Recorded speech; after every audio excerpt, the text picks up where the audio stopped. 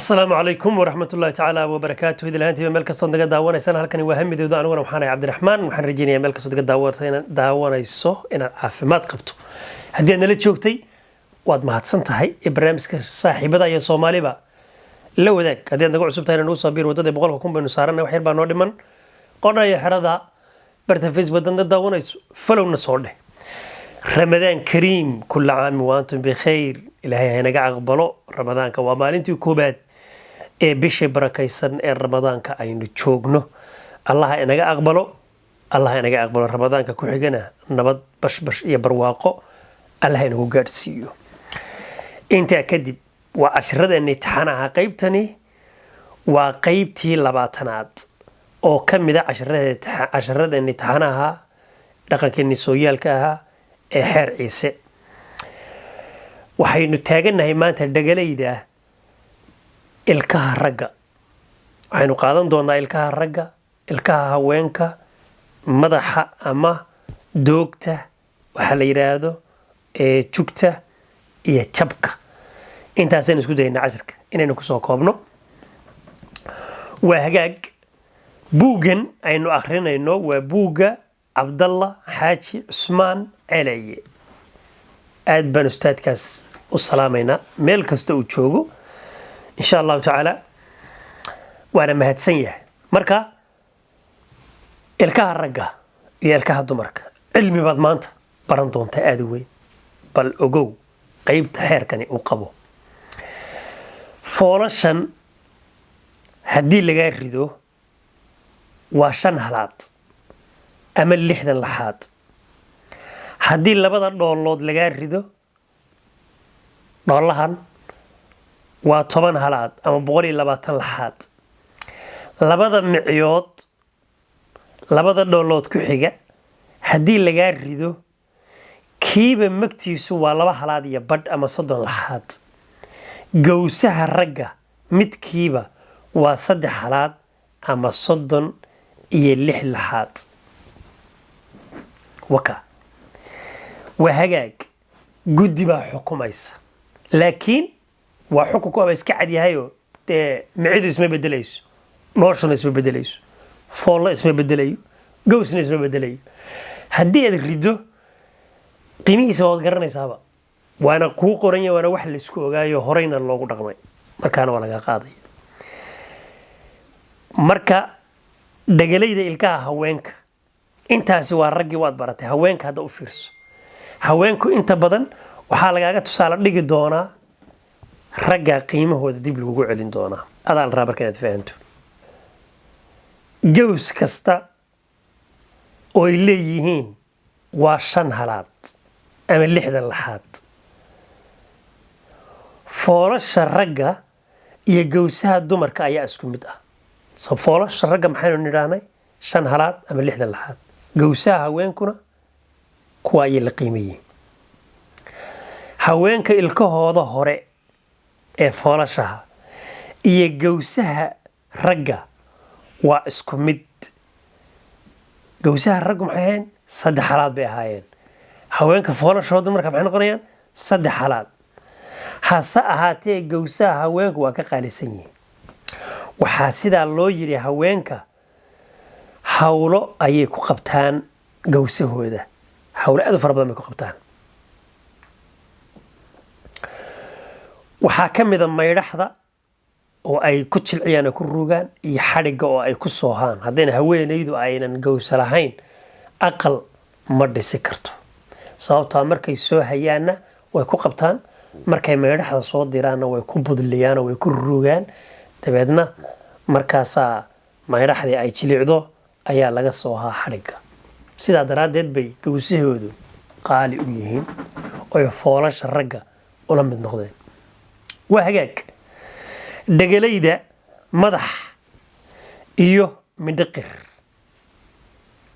waa doog haddii nin madaxa lagu jiido ama lagu dhufto la dakhro waa la buulaynayaa buulayntaas markuu muddo ku jiro ayaa la keenayaa waxaa la oranayaa wuu bogsooday ee la iga reebo gudidu waxay oranaysaa madax waxani waa madax lagama reebayo ilaa uu ninkan dadkoodii intay yimaadaan ogolaadaan ayagu guddidu waxyaabaha ayna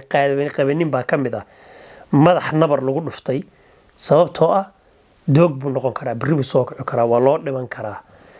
wuu ku factirsan karaa waqti kaluu kugu soo kici karaa kuma degdegto guddidu marka haddii laga heshiiyana dee xukun baa ku dhacayo oo laguma soo celin karayo sidaa ula qabso sida oo kale nabar qaaxo waa nabar gaadhka ama jugta ama doogta waxa la yidhaahdo amara mid ah waxa la dhaho waxa intii lagugu dhuftay feedhaha lagaaga dhuftay luqunta lagaaga dhuftay madaxa lagaaga dhuftay caloosha lagaaga dhuftay nabar gaadh baa kugu dhacay nabarka noocaas markuu ku gaadho adiga hadduu jiro isaga guddida ma reebto ma ogolo guddiduna waxay odhanayaan waa in laga wada hadlo oo ama hadday labadan qof ka dhexaysiiya tolkood ku heshiiyaan dee laysku soo noqon maayo haddii kale guddidu ma qabato labadaa meeloodba waa nabar qarsoon nabarkaa qarsoon dembigiisu guddidu way iska reebtay oo waa sida loo yidhi dhaawac madax iyo nabar qaaxaba way ku dilaan maadaama ay khatartaa leedahay ma ogolo guddidu inay qabato waa hagaag dhagalayda jabka laf jabtay meel ku jabtay qaabkee loo galaa waa nabar muuqda oo isaga dee waa la arkaayo laf ayaa jabtay umbaa la odhanayaa laf baa jabtay marka la yidhaahdana meesha loo raaca way leedahay waxaa la odhan ninkii waxa u geystay iska dulqaad adaa lagugu leeyahay dushaada weeye calaa dimmatika weeyaan kii dhibanaha ahaa ayaa wuxuu sameeyaa wan ayuu qowracayaa wankaas markuu gowraco isaga gacantiisa uu ku gowraco kii kale ayaa lugaha qabsanaya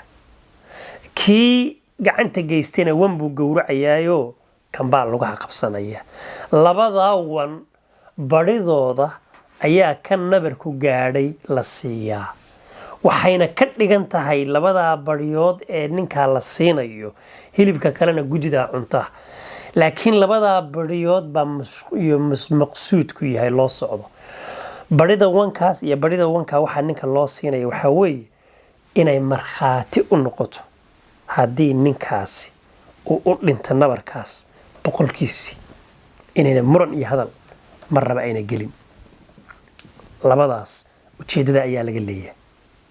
waa hagaag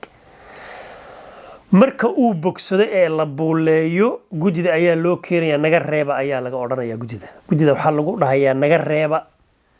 oo noo miisa yacni noo baadha la odhanayaa guddidu markaasay ninkaa baadhaysaa sara joogso dhaqaaq labada dhan u bood lug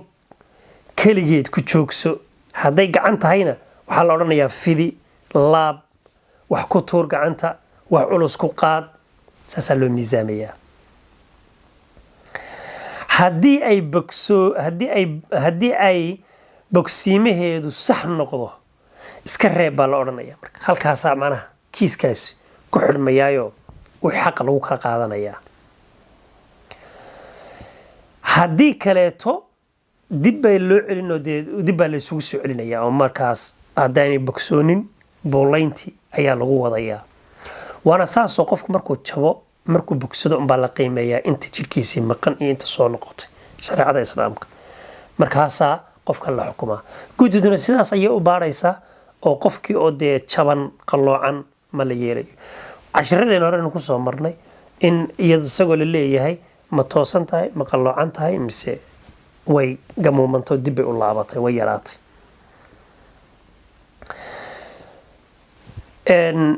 sidaasaa marka qofkaas haddii uu qofkaasi sidaa ku bogsoodo ayadana sidaas ayaa loo kala tegayaa haddii laakiin ninkaasi nabarkaas uu u dhinto boqolkiisi ayaa laysku leeyahay nabarka hadduu qofkaas u dhinto boqolkiisi ayaa laysku leeyahay haddii uu iska reebi waayo marka iyada ah oo meel fagaara ah oo tol iyo guddi joogaan uu ku reebi waayo oo qofka oo la iska reebin wadilo ama abees disho abees ay cunto sidan xagga kore ku soo sheegnay boqolkii un baa laga dulqaadaya waxaa laazmi ah marka inaad iska reebto sidaa daraaddeed buu kolba dix u tegi oo uu odhan tolkayow waa ninkii bogsooye iga reeba dhagalayda jabkuna waa sidaas haddii marka qof aad nabar u geysto jabo waad buulaynaysaa markuu qofkaas kabmo waa lagaa baarayaa haddaad adigu iska tiraahdo oradoo iska baxdee waad bogsooto waa geedaha ka boodaysa inaad waa ku arkaa iska bax oo maruu kaa taga ninka abeesa cunto ama wadba dilo gacan kale haddayna dilin ee uu wad kala dilo sabab kale u dhinto maxaa dhacaya calaa dimatika waa laga dulqaadayaa adigaa iska bixinaya marka waa hagaag dhagalayda jareexada marka jareexa hadday ku gaadho iyo dhagalayda xiniyo go'a haddii xiniyaha lagu jaro ayaynu cashirkeena 21aad ku qaadan doonaa ee Ramadaan Kariim intaynu cashirka kulata sugu imanaynana halkaasaynu ka 20aad ku joojinaynaa waa anigu Cabdiraxmaan iyo baada hamidooda idin leh sida iyo nabadgelyo wassalaamu calaykum wa rahmatullaahi wa barakaatuh